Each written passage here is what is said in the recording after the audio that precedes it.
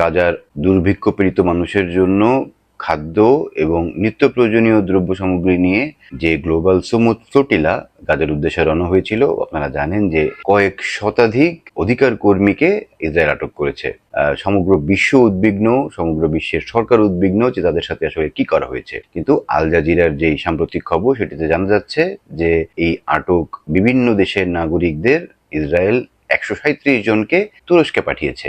এই নাগরিকদের মধ্যে আছেন যুক্তরাষ্ট্র, যুক্তরাজ্য, ইটালি, স্পেন সহ বিভিন্ন দেশের নাগরিকরা। এই নাগরিকদের তুরস্কের হাতে হস্তান্তর করা হয়েছে। বাকিদেরও হয়তো আস্তে ধীরে করা হবে। কিন্তু তাদের যে উদ্দেশ্য, গাজার জন্য খাদ্য এবং নিত্য প্রয়োজনীয় দ্রব্য সামগ্রী পৌঁছে দেওয়া, ইসরায়েলের অবরোধ ভেঙে সেটি আপাতত তাদের পক্ষে সম্ভব হয়নি। আপনারা যদি সমুদ ফ্লোটিলা সম্পর্কে বিস্তারিত জানতে চান, তাহলে ভিডিওর লিংক আমি কমেন্ট বক্সে এবং ডিসক্রিপশনে দিয়ে দিচ্ছি।